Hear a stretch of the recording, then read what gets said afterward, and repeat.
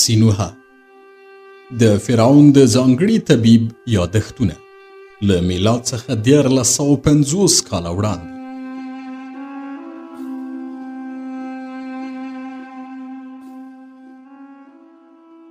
اتم څپرکی. زه د بېوزلو ډاکټر شوم.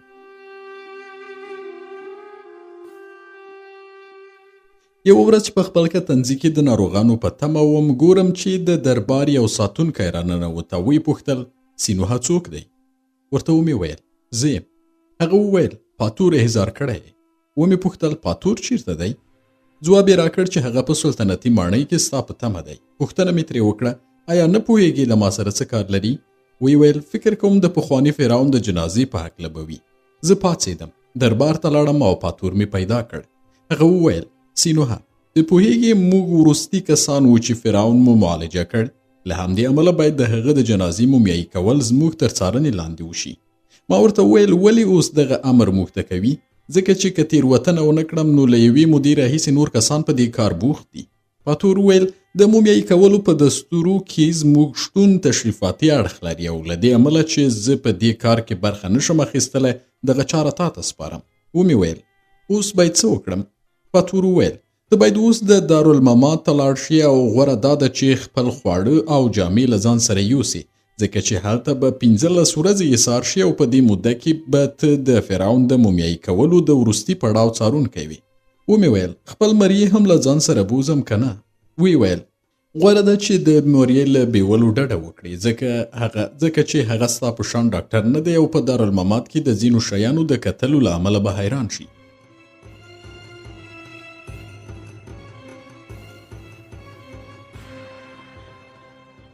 زه چې ډاکټر یم تر هغه وخته مې فکر کاوه چې د مرګ په هکله چې کوم شی د کتلو وي هغه مې لیدلی دي.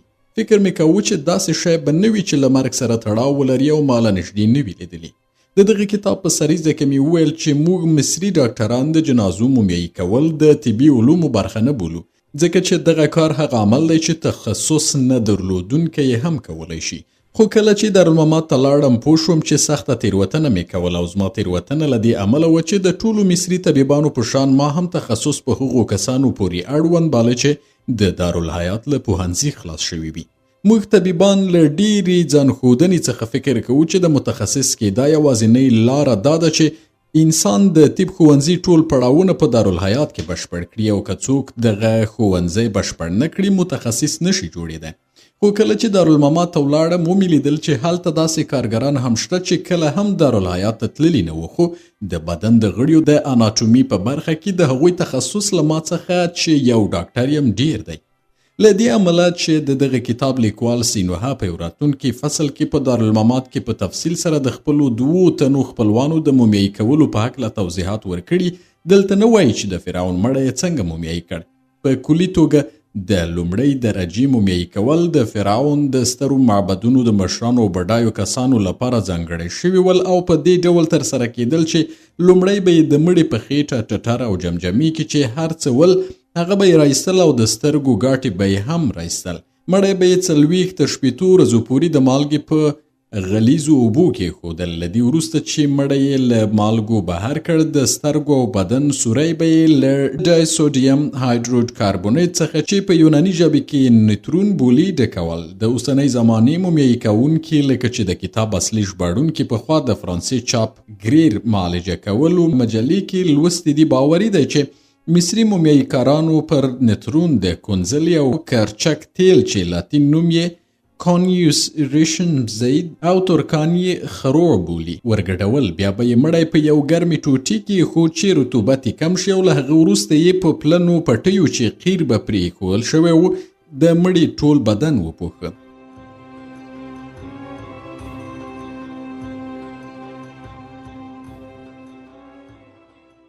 دغه پټۍ به څو ځله پر مړي راتاو شوه او د فرعون شتمنو او ملایانو پر مړیو یې 8 ځله دغه پټۍ تاوولې.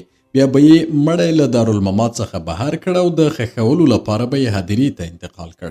ژباړونکی خپل کتنځي ته له ستنېدا وروسته مې څو ورځې ځان پاکاوه چې دارالممات بویونه له ځانه پاک کړم. دا ځل ناروغانو هم ماته مراجعه کوله او د بېلابېلو دردونو د معالجې لپاره یې د درملو غوښتنه کوله. زه ډیر ژر په طبس کې د بېوزلو او خوارانو په منځ کې مشهور شوم. دا هم له دې امله و چې هر څه به دوی د فیس په توګه راکول، منل به مې او د سلطنتي ډاکټرانو په شان کبرجن نه وم چې ووایم زما فیس سپین او سره دي. د شپې مهال به له دې امله چې زړه مې د ځوانۍ تودوخه درلوده ساقي خانې ته تلم. هلته مې له خپل ملګري توتمس سره شراب څښل او هغه به بیا د روانو حالاتو په هکله راسره خبرې کولې. د مصر فرعون دریم آمونهوتپ چې ما یې د مړي په مومیایي کولو څارنه کوله، هرم نه درلود چې هغه پکې ښخ کړي او فرعون یې په یو عادي قبر کې ښخ کړ. له هغه وروسته چې فرعون ښخ شو، زوی یې د ولیعهد په ګدۍ کېناسته. ویې ویل نیت لري چې لومړی خپلو خدایانو ته ځان پاک کړه او سوچه کړي او له هغه وروسته په رسمي بڼه د مصر فرعون شي. تر هغه وخته چې ولیعهد پاک او سوچه شي، مور یې پر زنې ږیره کېښوده او د زمري لکۍ یې په شا وټومبله چې په لاره بتلله، هغه به یې تر ملا تاوه کړه. د باچاهۍ په ګدۍ به کېناسته او د زوی په ځای یې د هیواد اداره کول پیل کړل. د ولیعهد مور چې لومړنی کار وکړ دا و چې لوی قاضي یې له خپلې دندې لرې کړ او د هغه پر ځای عامي چې مخکې مې ویل د اتون د معبد کاهن و، د قاضي په توګه وټاکه.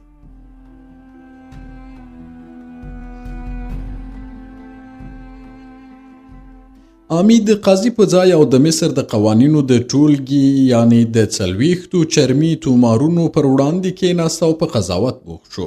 د دې پیښې له امله خلکو عجیب او غریب خوبونه وکتل او غیر عادي بادونه راوالوتل. 2 ورځې په طبس کې باران ورید او دغه باران د هغو غنمو یوه برخه ورسته کړه چې د نیل پر غاړه ډیری شوي ول. خو چا د دغو پیښو له امله تعجب ونه کړ، ځکه چې تل داسې کېدل او کله چې به د معبد کاهنین په قهر شول، دغه ډول پیښې به وشوي. دا ځل هم د آمون د معبد کاهنین له دې امله په قهر شوي ول چې یو نومورکی سړی یعنی عامي د ستر قاضي په توګه ټاکل شوی و. له دې سره سره چې د آمون د معبد کاهنین غوسه ول، خو عسکرو د خوراک او څښاک له پلوه کومه ستونزه نه درلوده او تنخواګانې په خپل وخت ورکول کېدې. کومه خاصه ستونزه پیښه نه شوه.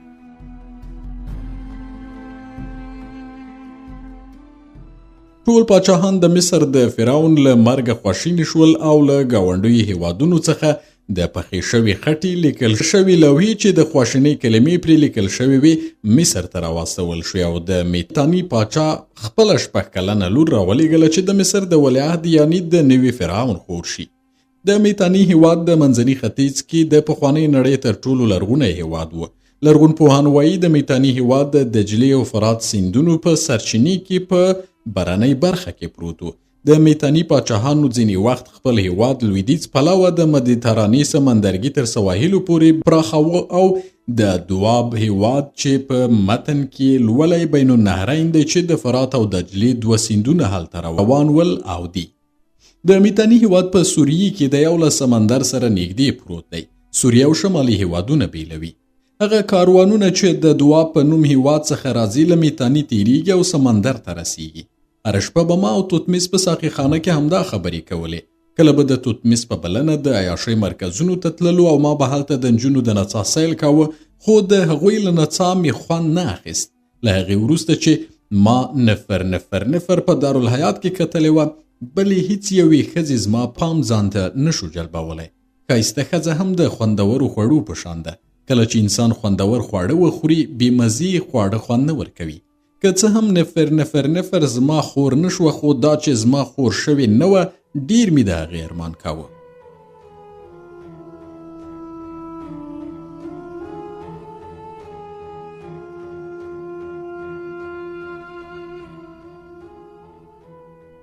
د شپې به چې کله کور ته راغلم، د شرابو په څښاک کې د افراط له امله به ډیر ژر ویده شوم او سهار به چې له خوبه راپاڅېدم، مستي به مې له اروا څخه کډه کړې وه. په یوې سترګې ړوند مریی کاپتاب به مې په لاس اوبه اچولې او تروه کبان به یې راباندې وخوړل. له دې وروسته چې د تروو کبانو او ډوډۍ څو مړۍ به مې وکړې، د خوب له کوټې به خپل کتنځي ته تلم او بېوزلو به د خپلو دردونو د معالجې لپاره ماته مراجعه کوله. د ځینو ښځو زامن به دومره کمزوري ول چې ما به خپل مریی واستاوه چې د هغو لپاره میوه او غوښه واخلي. که مې دغه بېځایه لګښتونه نه وای کړي، شتمن شوی به وای، خو چې هر څه به مې ترلاسه کړل، یا به مې پر شرابو او عیاشۍ په کورونو کې لګول او یا به مې له بېوزلو سره مرسته کوله. یوه ورځ توتمس زما کتنځي ته راغی او ویې ویل: سینوهه، نن د یو شتمن سړي په کور کې جشن دی. څو تنو هنرمندانو ته یې بلنه ورکړې چې هلته ولاړ شي او کله چې ما ته بلنه راکړه ما ورته وویل زه به له سینوهه سره یو ځای په دغه جشن کې ګډون کوم. پوښتنه مې ترې وکړه چې دغه کس چې میلمستیا ورکوي څوک دی؟ ځواب یې راکړ هغه یوه ښځه ده خو ډېره شتمنه ښځه ده چې د سرو کړۍ د مسو د کړیو په شان خرڅوي. د طلا او مسو کړۍ د اوسنیو پیسو په شان د راکړې ورکړې وسایل ول.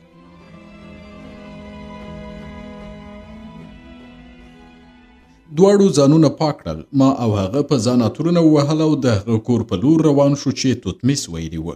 لا کور ته نه ورسېدلي چې د موسیقۍ غږ اورېدل کېده او د عطرو بوی پوزه وتخنوله.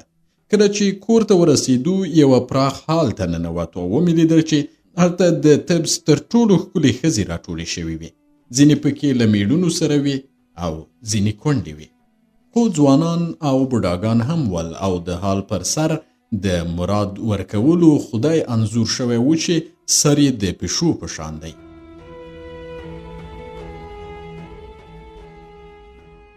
ځینو ښځو چې هیله یې کوله بډای خاوندان ور په برخه شي د شرابو جام به یې پورته کړ. د نوموړي خدای په لور به یې اشاره وکړه او څښل به یې. په حال کې موریان د شرابو له ډکو سراهیانو سره ګرځېدل او شراب به یې په جامونو کې اچول. پر ځمکه دومره ګلان اچول شوي ول چې د کوټې غولی نه لیدل کېده. توتمیس وویل وګوره آیا چیرته او په یو وخت کې دې دومره ښکلي کتلي وي؟ ومې ویل نه. توتمیس وویل ته سره او سپین ترلاسه کولی شي او خور هم نه لري نو په دغو کې یوه ښځه خپله خور کړه. ناڅاپه د حال له منځه یوه ښځه راتېره شوه او زما پر لور راغله. څنګه یې چې سترګې پر ما ولګېدې زړه مې په درزا شو.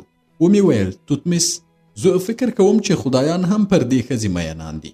وګوره څنګه په لاره ځي او وګوره څومره ښکلې سترګې او خوله لري. زه حیران په دې شوم چې له دې سره چې دغه ښځه تر ټولو ښکلې ده خو نارینه پرې چاپېر شوي نه دي. توتمیس وویل دغه ښځه د دې کور میرمنه ده او دغه جشن یې د هغه خدای په ویاړ برابر کړی چې مراد ورکوي چې په دې توګه هغه ښځې چې میړونه نه لري او وکړای شي په دې جشن کې له خدایه وغواړي چې هغوی ته میړونه ورکړي او هغه چې میړونه لري هیله وکړي چې شتمن میړونه ور په برخه کړي. ومې ویل ما دغه ښځه لیدلې ده او هغه پیژنم. آیا دا نفر نه ده؟ توتمیس وویل هو.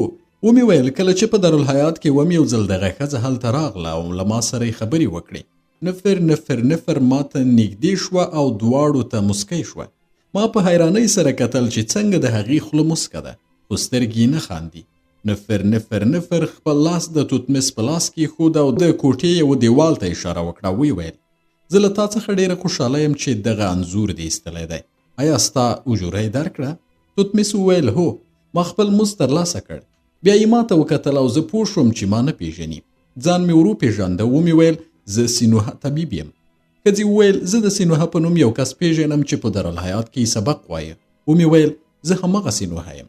ښځې سترګې ما ته ونیولې او ویې ویل درواغ وایې ته سینوهه نه یې ځکه چې سینوهه ځوان و او د هغه په مخ کې ګونځې نه وي. خو زه ګورم چې ستا د وروځو په منځ کې ګونځې شته. سینوهه ښکلې څېره درلوده خو ستا قیافه مړاوې ښکاري. ومې ویل نفر زه هماغه سینوهه یم. که باور نه کوي زه به درته یو دلیل وړاندې کړم چې زما په هویت کې شک نه پیدا کوي او هغه دلیل همغه ګوتمۍ ده چې په دارالحیات کې دې ماته راکړه. بیا مې هغه ګوتمۍ ور وښودله چې په ګوته مې وه او ومې ویل له دې چې له ما کرکه کوي خپله ګوتمۍ بیرته واخله چې ستا یادګار له ما سره نه وي. زه ځم او هیڅکله به ستا کور ته رانشم. نفر وویل زما ګوتمۍ در سره وساته ځکه چې دغه ګوتمۍ ستا لپاره ارزښت لري. لږ داسې کېږي چې زه چاته ډالۍ ورکړم او له دې ځایه هم مه ځه. کله چې زما میلمانه لاړل زه به له تاسو سره خبرې وکړم. په دې وخت کې ما یوه مرې ته اشاره وکړه چې زما په جام کې شراب واچوي او هغه څه چې هغه ما ته راکړل تر ټولو خوندور شراب ول. داسې شراب چې تر اوسه مې نه و خوړلي ځکه چې پوهېدم پر نفر ګران یم. که یې له ما کرکه کولی بیا یې ما ته نه ویل چې د جشن تر پایه د هغې په کور کې پاته شم. ځینو میلمنو به په شرابو کې د ډېر افراط له امله کانګې کولې او بې اختیاره به شول. خو په دغه جشن کې د 2 تنو ډېر شراب ونه خوړل. یو کوربه میرمنې او بل ما چې غوښتل مې له هغې سره خبرې وکړم.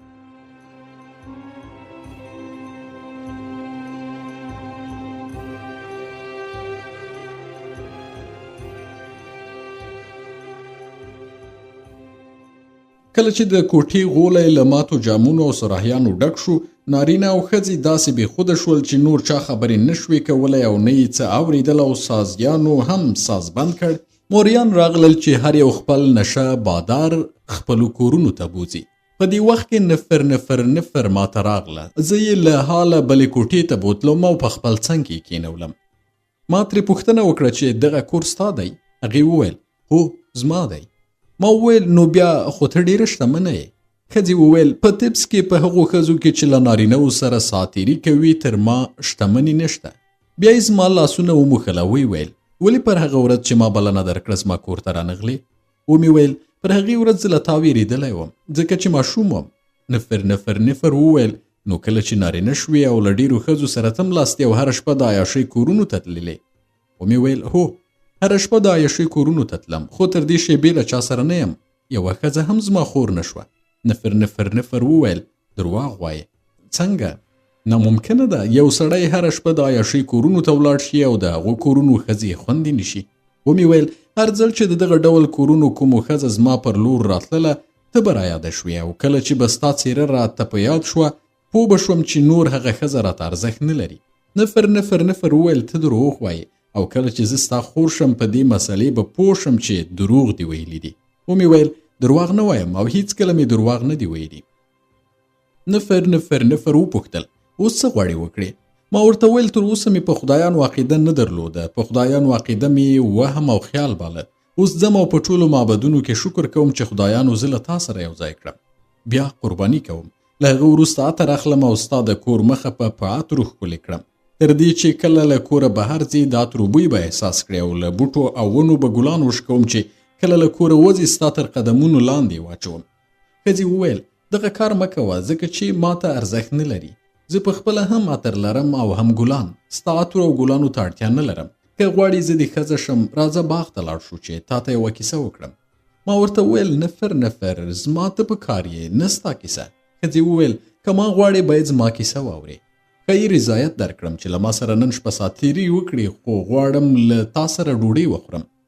بیا باغ ته لاړو او ما چې د عکاسي ونو د ګلاب بوی احساس کړ داسې هیجاني شوم چې غوښتل مې نفر په غېږ کې ونیسم خو هغې له ځانه لرې کړم او ویې ویل لومړی زما کیسه واوره.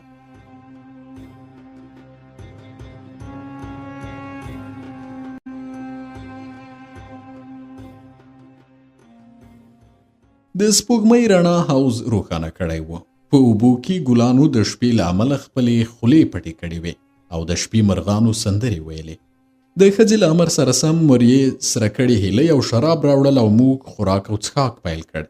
هر ځل چې ما غوښتل نفر په غېږ کې ونیسم هغې به ویل صبر وکړه او لومړی زما کیسه واوره.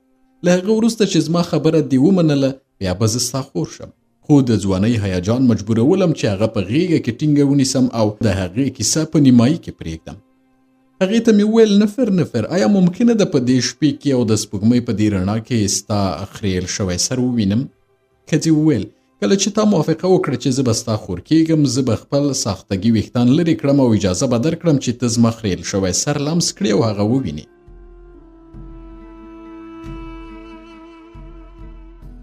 له دې سره چې د توضیحاتو ورکول د ژباړن له لوري ډېر ښه نه دي او لوستونکی ستړی کوي خو باید ووایم چې 4000 کاله پخوا په مصر کې اشرافي او شتمنو میرمنو سرونه خریل او ساختګي ویښتان به یې کېښودل او د یوې ښځې پر وړاندې د یو نارینه تر ټولو ستر بریالیتوب دا و چې وکړی شي د هغې خریل شوی سر وګوري او هغه لمس کړي. ژباړن